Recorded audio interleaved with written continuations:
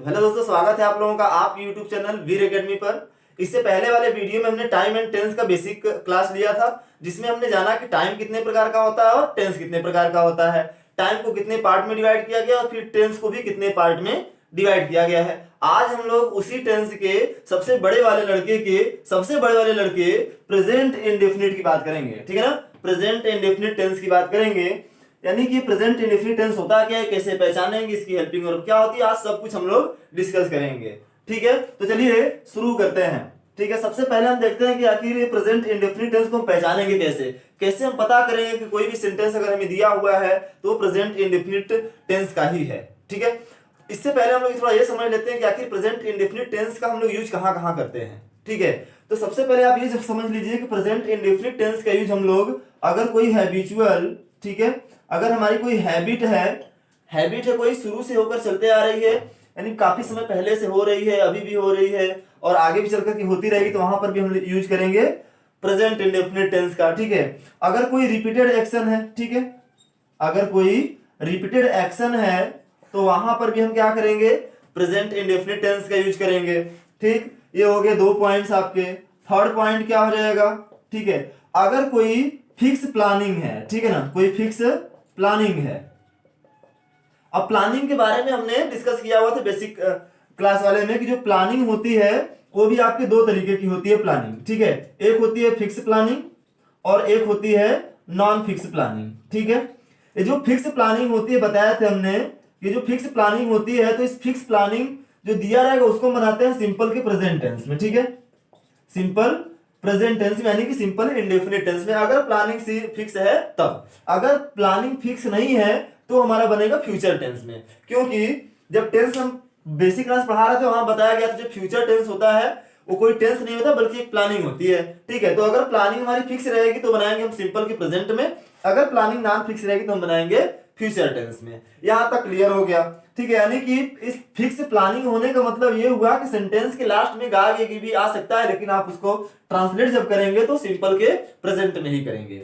ठीक है, ये तीन चीजें आपको माइंड करनी है। जो कोई भी अगर हैबिट की बात होगी, रिपीटेड एक्शन की बात होगी या फिर कोई फिक्स प्लानिंग की बात होगी तो वहां पर आप यूज करेंगे प्रेजेंट का इंडेफिनिट टेंस। ठीक, यहां तक कोई दिक्कत नहीं है। अब हम लोग थोड़ा सा आगे बढ़ते हैं और जानते हैं प्रेजेंट इंडेफिनिट टेंस के इंट्रोडक्शन के बारे में। ठीक है, तो सबसे पहले देख लीजिए प्रेजेंट इंडेफिनिट टेंस का जो इंट्रोडक्शन है, पहचान है, वो क्या होता है।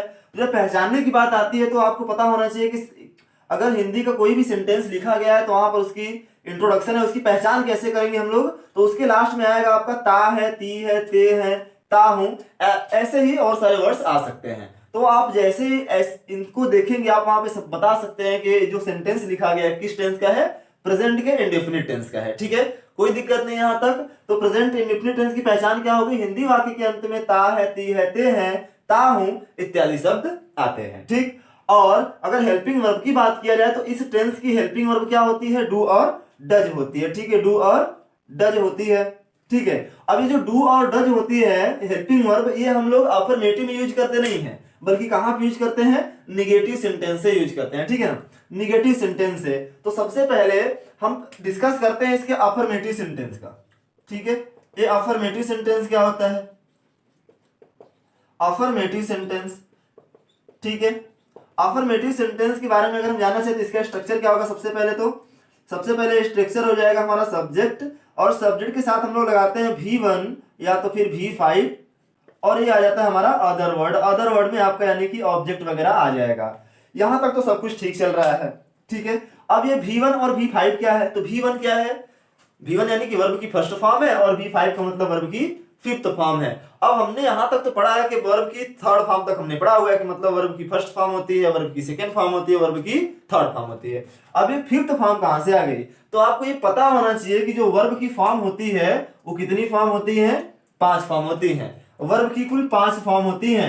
फर्स्ट फॉर्म आपको पता है, सेकंड फॉर्म भी आपको पता है, थर्ड फॉर्म भी आपको पता है, लेकिन ये फोर्थ फॉर्म क्या है भाई, ये फोर्थ फॉर्म, इस फोर्थ फॉर्म को हम आईएनजी फॉर्म भी बोलते हैं। ठीक है, फोर्थ फॉर्म को हम क्या बोलेंगे, आईएनजी फॉर्म भी बोलते हैं। और जो फिफ्थ फॉर्म है ना V5, इसको हम लोग बोलते हैं एस या, ठीक है, एस या ईएस फॉर्म। ठीक है, इसको हम क्या बोलते हैं, एस या ईएस फॉर्म, यानी कि वर्ब की कुल कितनी फॉर्म हो गई, 5 फॉर्म हो गई। सबसे पहले first form, second form, third form, यहां तक हमको पता है, शुरू से हम लोग पढ़ते चले आ रहे हैं। लेकिन फोर्थ फॉर्म को ही हम क्या बोलते हैं, आईएनजी फॉर्म। और फिफ्थ फॉर्म क्या होता है, एस या ईएस फॉर्म, यानी कि जब वर्ब की फर्स्ट फॉर्म में, ठीक है ना, इसका मतलब क्या हुआ कि जब वर्ब की फर्स्ट फॉर्म में हम लोग एस या ईएस हम जोड़ देते हैं तो हमारा क्या बन जाता है, V5 बन जाता है ना। वर्ब की फर्स्ट फॉर्म में एस या ईएस अगर हम लोग जोड़ देते हैं तो क्या बन जाता है, V5 बन जाता है। तो यहां तक चीजें सब क्लियर हो गई हमारी, ठीक है। वर्ब की फिफ्थ फॉर्म तक हमने डिस्कस कर लिया। अब हम लोग इसके स्ट्रक्चर के बेसिस पर कुछ सेंटेंसेस को देखते हैं, ठीक है ना। अब कुछ सेंटेंस देख लीजिए। जैसे सबसे पहले हमने क्या लिख लिया, एक सेंटेंस हमने लिखा कि राम, ठीक है, राम एक कहानी याद करता है, ठीक है, राम एक कहानी याद करता है, ठीक। तो राम एक कहानी याद करता है, अगर इसका हमें ट्रांसलेशन बनाना पड़ेगा तो हम क्या बना सकते हैं भाई, ट्रांसलेशन बनाना पड़ेगा। तो सबसे पहले हमारे पास स्ट्रक्चर है, सेंटेंस का स्ट्रक्चर है, अफर्मेटिव का सेंटेंस है, स्ट्रक्चर हमारे सामने है, कुछ नहीं करना है, केवल सब्जेक्ट, वर्ब और ऑब्जेक्ट को आप निकाल लीजिए सेंटेंस से, इनकी जगह पर रख दीजिए, सेंटेंस आपका ऑटोमेटिक खुद ब खुद बन जाएगा। तो सबसे पहले सब्जेक्ट की बात करते हैं। तो सब्जेक्ट इस सेंटेंस में क्या है भाई, इस सेंटेंस में सब्जेक्ट क्या है, ये राम है। अब ये सब्जेक्ट क्या होता है, सब्जेक्ट का मतलब डूअर, डूअर का मतलब काम करने वाला, यानी कि वह व्यक्ति जो सेंटेंस में काम कर रहा है वही हमारा क्या होगा, सब्जेक्ट होगा।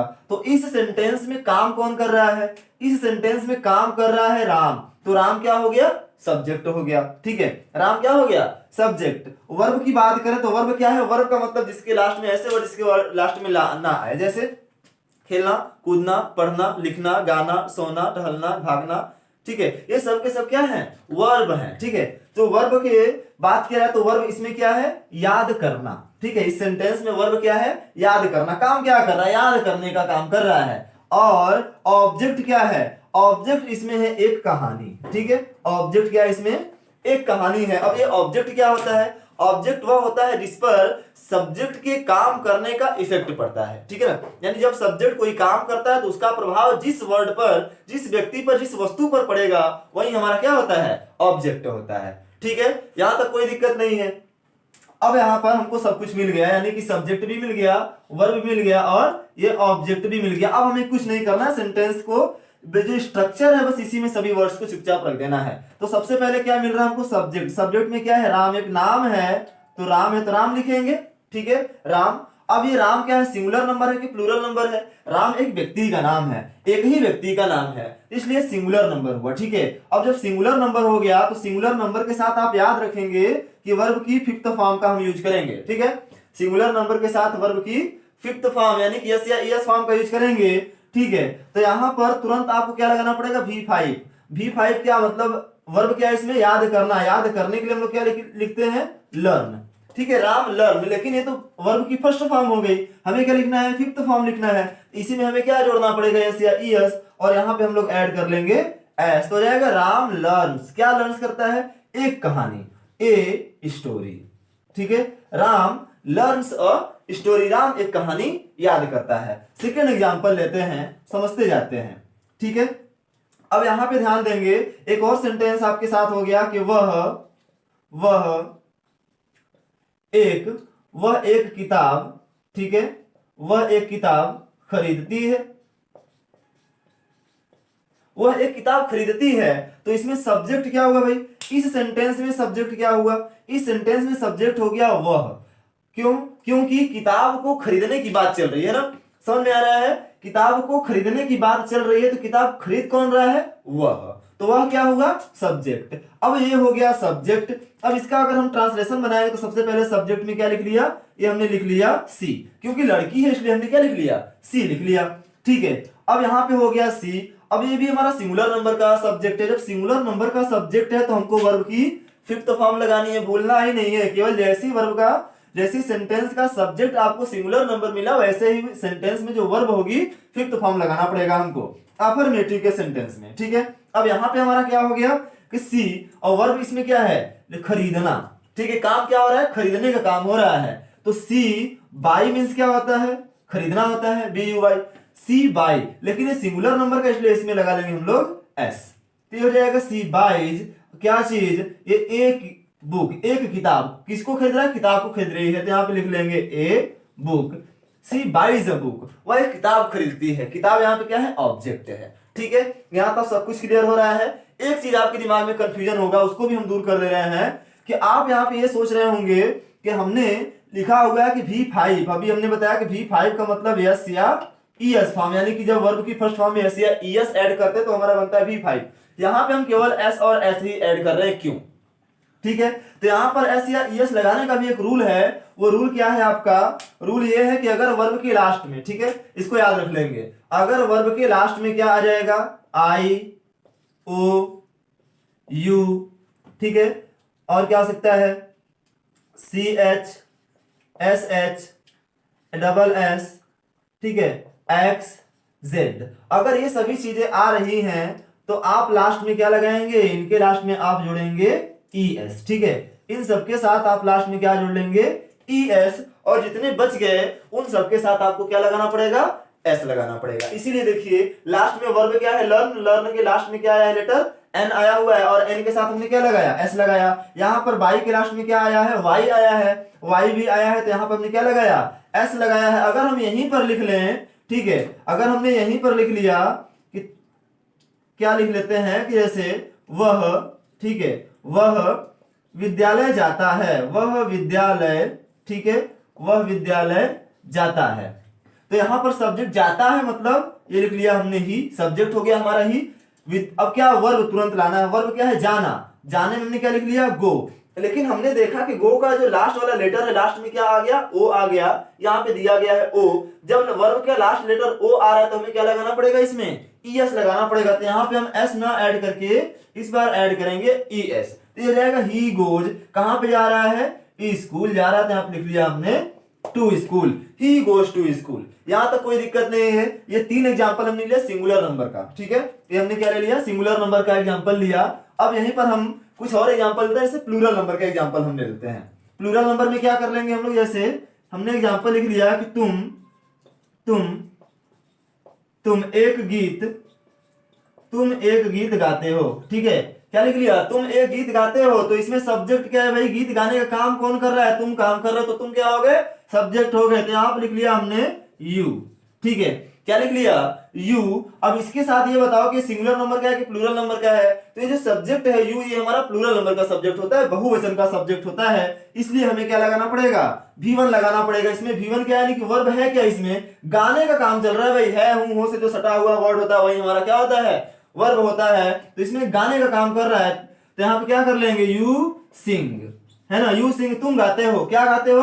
ऑब्जेक्ट हमारा है एक गीत, तो एक गीत के लिए क्या लिख लेंगे? A song. You sing a song, तुम एक गीत गाते हो। और भी लिख सकते हैं, जैसे मैं, ठीक है, मैं उसे पढ़ाता हूं, मैं उसे पढ़ाता हूं। तो इसमें सब्जेक्ट क्या है? मैं, क्योंकि पढ़ाने का काम कौन कर रहा है? मैं। डूअर कौन है? मैं। तो मैं क्या हुआ? सब्जेक्ट। यहाँ पे लिख लेंगे आई। अब आई के साथ, ये आई जो हमारा होता है प्लूरल नंबर का सब्जेक्ट होता है, ध्यान देंगे, ये जो आई होता है केवल एक ही जगह पर सिंगुलर होता है, बाकी हर एक जगह पर ये प्लूरल होता है। और वो टेंस कौन सा है? वो पास्ट कंटिन्यूअस में आप जाएंगे तो ये आपको केवल सिंगुलर मिलेगा, बाकी अदर जितने भी टेंस होंगे उन सभी में ये आपको प्लूरल के फॉर्म में मिलेगा। जब ये प्लूरल हुआ तो वर्ब भी हमको क्या लाना पड़ेगा? प्लूरल लाना पड़ेगा, ठीक है। और जो फर्स्ट फॉर्म होती है वो हमारी प्लूरल फॉर्म होती है वर्ब की, तो यहाँ आप लिख लेंगे आई। पढ़ाने का काम चल रहा है भाई, तो यहाँ आप लिख लेंगे टीच, ठीक है, आई टीच। किसे? उसे पढ़ाने का है, तो यहाँ आप लिख लेंगे आई टीच हिम, मैं उसे पढ़ाता हूं। अब बताइए यहां तक आपको क्या कोई दिक्कत है? कोई समस्या यहाँ पे नहीं है। आपको बस स्ट्रक्चर याद करना है, एग्जाम्पल आपके सामने है, आराम से और भी ज्यादा सेंटेंसेस लेकर के आप क्या कर सकते हैं? इनका ट्रांसलेशन आराम से बना सकते हैं, ठीक है। आई होप आपको अफर्मेटिव सेंटेंस का स्ट्रक्चर और एग्जांपल आपको समझ में आया होगा, ठीक। अब हम लोग आगे बढ़ते हैं और देखते हैं निगेटिव सेंटेंस के बारे में, ठीक है। अब निगेटिव सेंटेंस के स्ट्रक्चर को और साथ ही साथ एग्जांपल के साथ उसको हम समझते हैं, ठीक है। अब यहां पर हमने क्या ले लिया? निगेटिव सेंटेंस, ठीक है, निगेटिव सेंटेंस। अब निगेटिव सेंटेंस की बात करें तो इसका स्ट्रक्चर क्या होता है निगेटिव सेंटेंस में? तो निगेटिव सेंटेंस का स्ट्रक्चर होता है सबसे पहले सब्जेक्ट। अब सब्जेक्ट के अकॉर्डिंग हमें लगाना पड़ेगा डज और इसके साथ डू, प्लस इसके बाद हम ऐड कर लेंगे not plus V1 plus other word. ये आपका स्ट्रक्चर हो जाएगा निगेटिव सेंटेंस में, ठीक है। निगेटिव सेंटेंस में आपका ये स्ट्रक्चर हो जाएगा। अब यहाँ पे हम समझ लेते हैं थोड़ा सा ये जो हेल्पिंग वर्ब है वो हम कैसे यूज करेंगे, ठीक है। तो सबसे पहले हमने क्या देखा?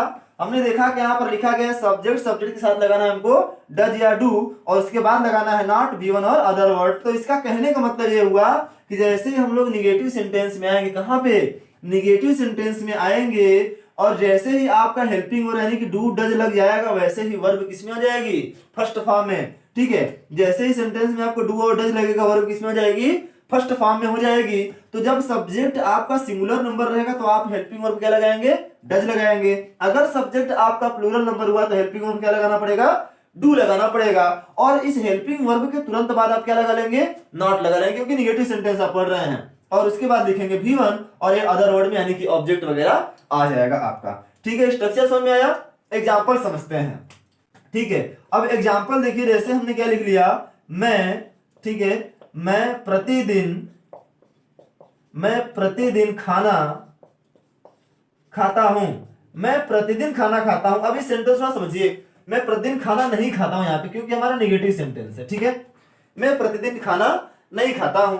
तो यहाँ पे अब हमें क्या मिल गया, ये निगेटिव का सेंटेंस मिल गया। अब हमें बनाना क्या है, इस स्ट्रक्चर के बेसिस पे बनाना है, कहीं नहीं जाना हमें, बस ये स्ट्रक्चर याद रखेंगे। इसमें सब्जेक्ट वर्ब ऑब्जेक्ट सब कुछ रख देंगे, और सब्जेक्ट के अकॉर्डिंग हम हेल्पिंग वर्ब रख देंगे, सेंटेंस हमारा बन जाएगा। ठीक है, तो सबसे पहले सेंटेंस में सब्जेक्ट क्या है, मैं, तो मैं के लिए क्या लिख लेंगे हम लोग, आई। ठीक है, मैं के लिए हमने क्या लिख लिया, आई। और आई हमारा क्या, अभी हमने बताया प्लूरल नंबर का सब्जेक्ट है। जब प्लूरल नंबर का सब्जेक्ट है तो हमें हेल्पिंग वर्ब क्या लगाना पड़ेगा, डू लगाना पड़ेगा। तो यहाँ पे हमने लिख लिया आई डू नॉट।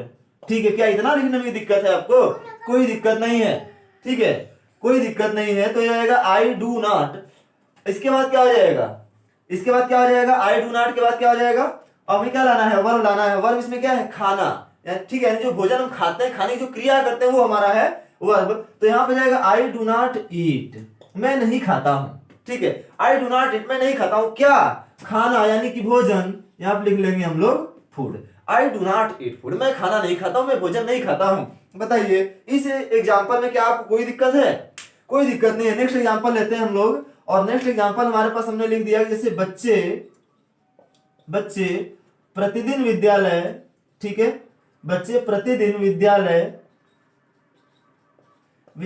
नहीं जाते हैं, बच्चे प्रतिदिन विद्यालय नहीं जाते हैं। ठीक है, इस वाले में आपका प्रतिदिन था तो डेली छूट गया है। ठीक है, आप लास्ट में क्या लिख लेंगे आप लोग, डेली। ठीक है, तो आपके पास अगला एग्जांपल है, बच्चे प्रतिदिन विद्यालय नहीं जाते हैं। तो क्या लिख लेना पड़ेगा, बच्चे हैं तो इनके लिए क्या लिख लेंगे हम लोग, चिल्ड्रन।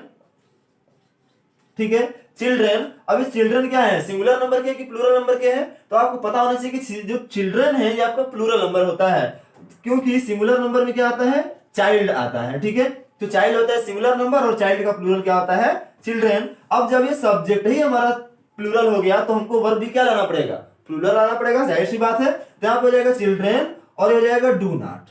ठीक है, children do not go to, ठीक है, डू नॉट गो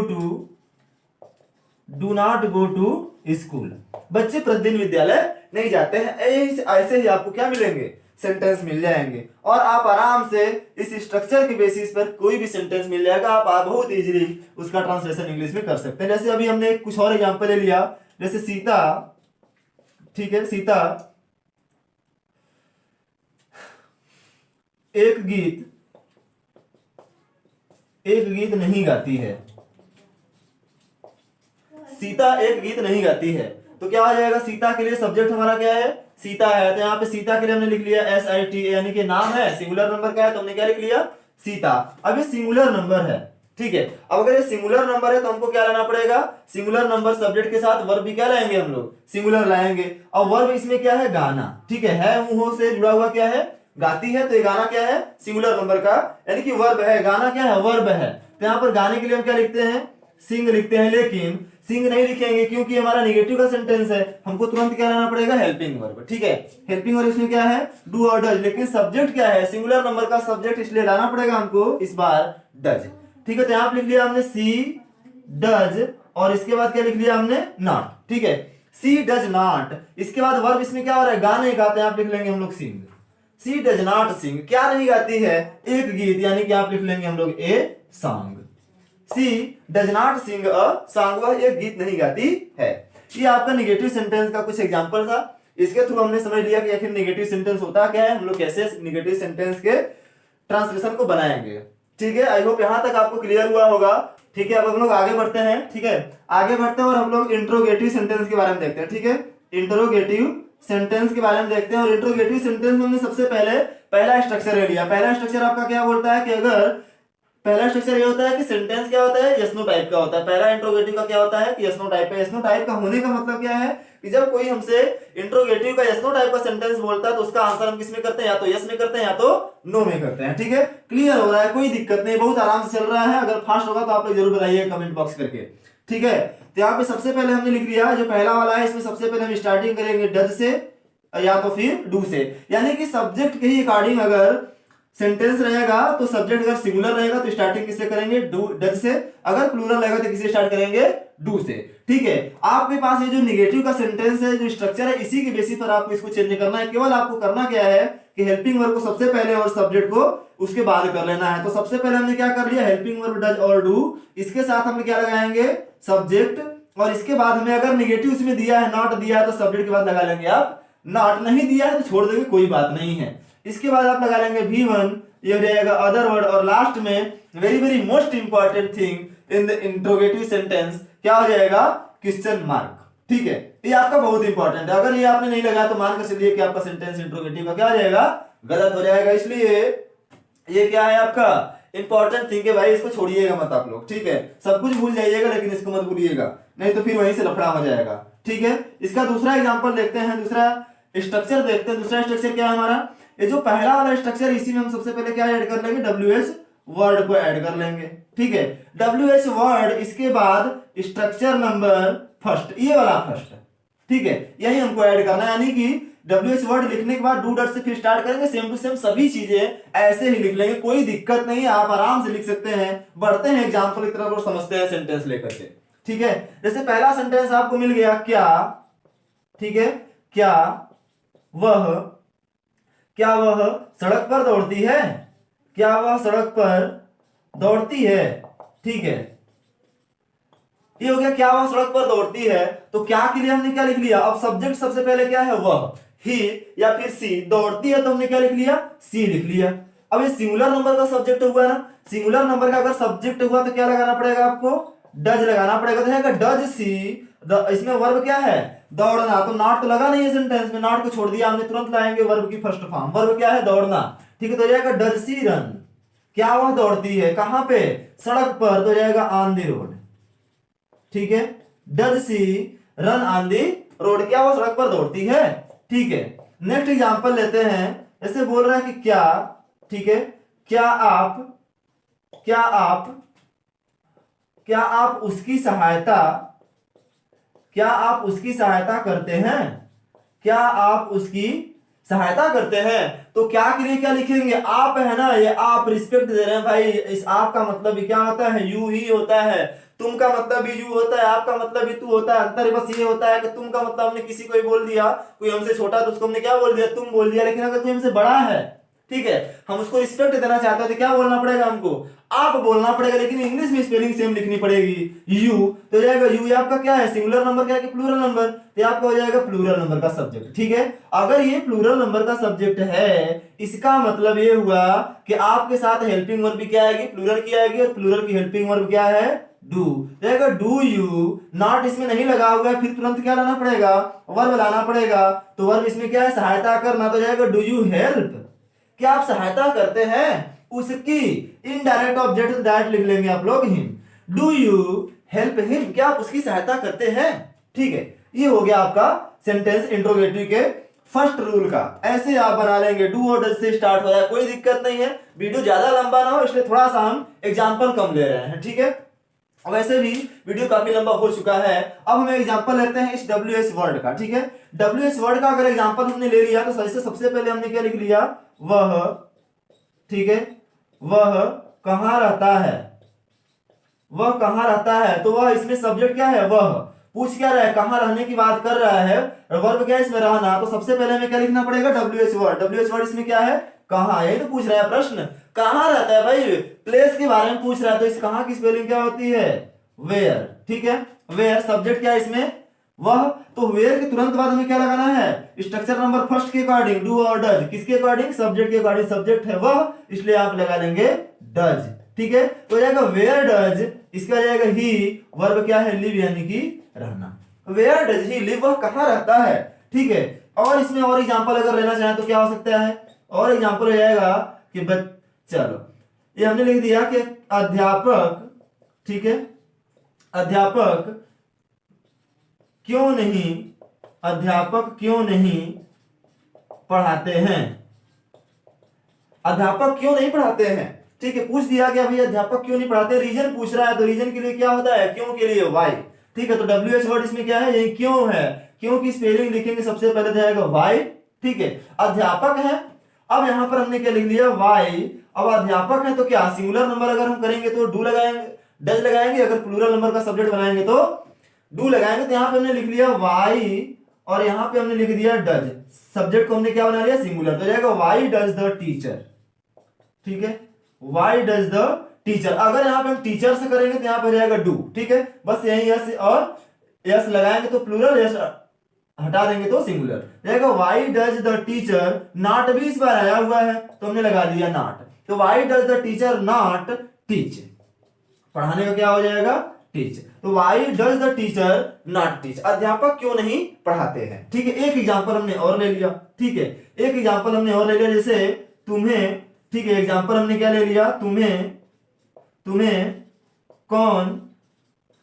कौन पीटता है, ठीक है, तुम्हें कौन पीटता है। ये एग्जांपल बहुत ही इंपॉर्टेंट, समझिएगा इसको कैसे बनेगा, ठीक है। तुम्हें कौन पीटता है, तो इसमें बताइए सब्जेक्ट क्या है, क्या इस सेंटेंस में आप सब्जेक्ट का पता लगा सकते हैं, ठीक है। तो इस सेंटेंस में आप देखेंगे तो आपको सब्जेक्ट क्लियर नहीं हो पाएगा, क्योंकि हमने बताया है कि जब हम सेंटेंस में कौन का क्वेश्चन करते हैं, हु का क्वेश्चन करेंगे तो आपको क्या मिलेगा, सब्जेक्ट मिलेगा। लेकिन इसमें तो खुद ही पूछ रहा है कि तुम्हें कौन पीटता है, तो क्या पीटने वाले का पता है, नहीं पता है। जब पीटने वाले का पता नहीं तो यहाँ पर सब्जेक्ट का काम आपका कौन करेगा, यही कौन करेगा, ठीक है। लेकिन ऐसे सेंटेंस में अगर नॉट नहीं लगा हुआ है तो बनाते हैं इसको अफर्मेटिव के रूल से। ध्यान देंगे कैसे बनाएंगे, अफर्मेटिव के रूल से बनाएंगे। तो अफर्मेटिव के रूल में सबसे पहले क्या बोलता है हमको, सब्जेक्ट। तो इस बार सब्जेक्ट क्या है, हु, ठीक है।